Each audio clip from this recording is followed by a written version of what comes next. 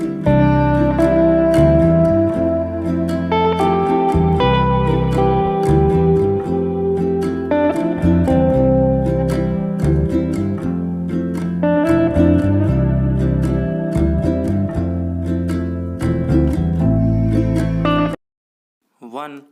2 3 start.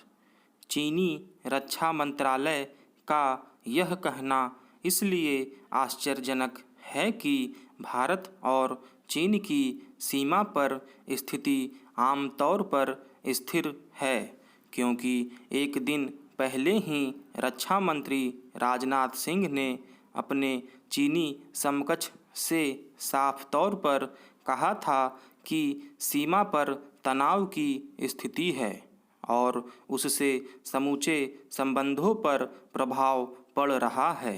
उन्होंने चीनी रक्षा मंत्री से हाथ मिलाने से भी मना कर दिया था और उनके इस प्रस्ताव को भी अस्वीकार कर दिया था कि सीमा विवाद को परे रखते हुए संबंधों को सामान्य बनाने की दिशा में आगे बढ़ा जाना चाहिए।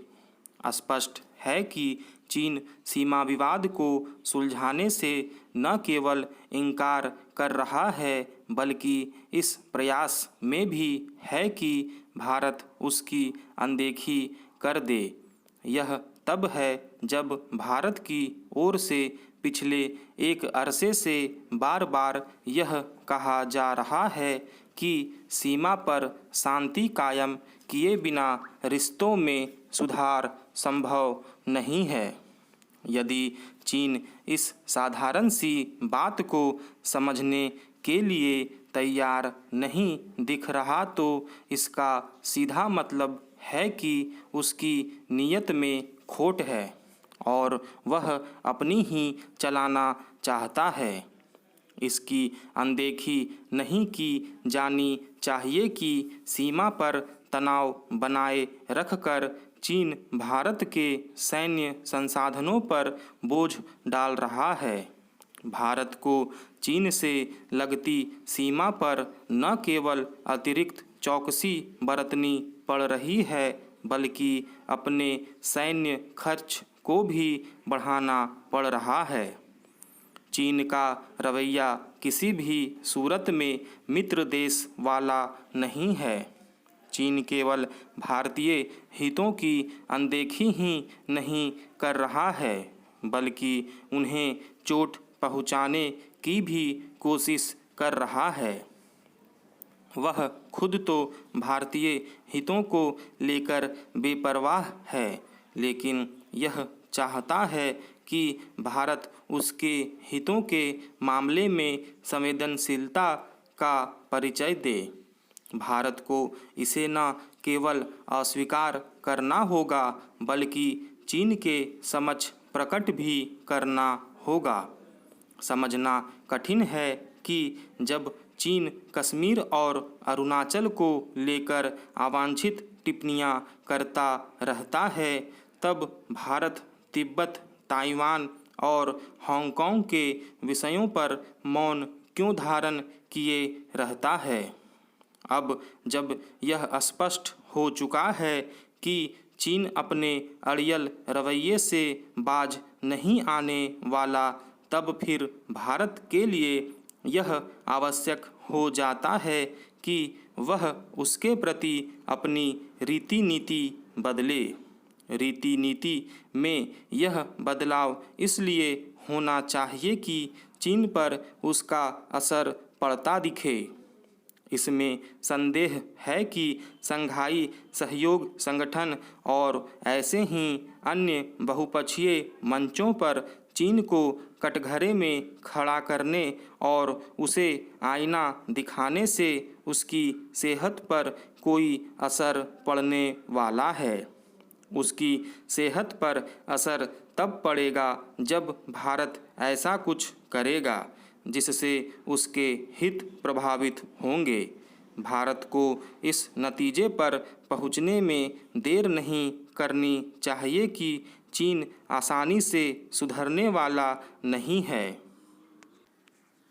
काफ़ी जहोजहद के बाद शुक्रवार को दिल्ली पुलिस ने सर्वोच्च न्यायालय को सूचित किया कि भारतीय कुश्ती महासंघ यानी WFI के अध्यक्ष और सांसद बृजभूषण शरण सिंह के खिलाफ एक नाबालिग सहित 7 महिला पहलवानों के यौन उत्पीड़न और धमकी देने के आरोपों पर वह प्राथमिकी दर्ज करेगी।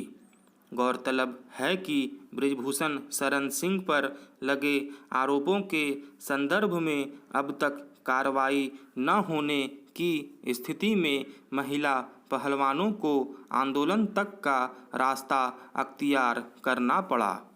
हालांकि कुछ समय पहले जनवरी में भी पीड़ितों की ओर से पहली बार इन आरोपों के साथ सार्वजनिक रूप से अपना विरोध और दुख जाहिर किया गया था, मगर तब केंद्रीय युवा और खेल मामलों के मंत्री अनुराग ठाकुर की ओर से उचित कार्रवाई सुनिश्चित कराए जाने के आश्वासन पर महिला पहलवानों ने अपना विरोध वापस ले लिया था।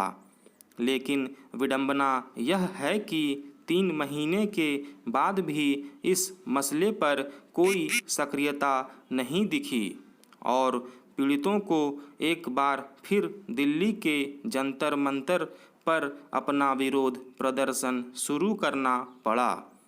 जब उन्होंने बृजभूषण शरण सिंह के खिलाफ FIR के उनके अनुरोध पर तत्काल सुनवाई के लिए सुप्रीम कोर्ट का रुख किया और शीर्ष अदालत ने दिल्ली पुलिस को नोटिस जारी कर कहा कि मामला दर्ज क्यों नहीं किया गया है, तब जाकर अदालत को प्राथमिकी दर्ज किए जाने के बारे में सूचित किया गया।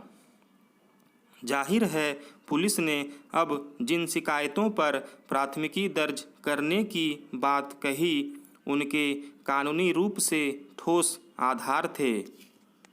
सवाल है कि आखिर क्या कारण रहे कि इस मसले के उठने के बाद से ये आधार मौजूद होने के बावजूद दिल्ली पुलिस ने कानूनी कार्रवाई शुरू करने में इतना लंबा वक्त लगाया।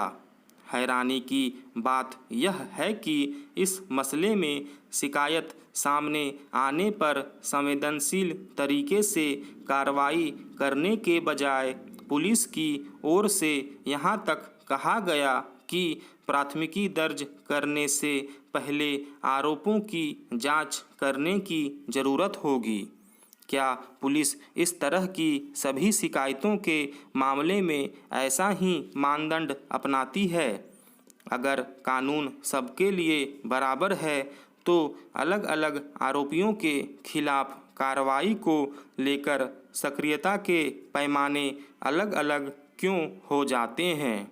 क्या यह अपने आप में आरोपी को बचाने की कोशिश और कानून के शासन को सवालों के कटघरे में खड़ा करना नहीं है? यह बेवजह नहीं है कि इस समूचे मामले में पुलिस के रवैये पर सवाल उठ रहे हैं कि वह पद और कद को देखकर कार्रवाई का स्तर तय करती है।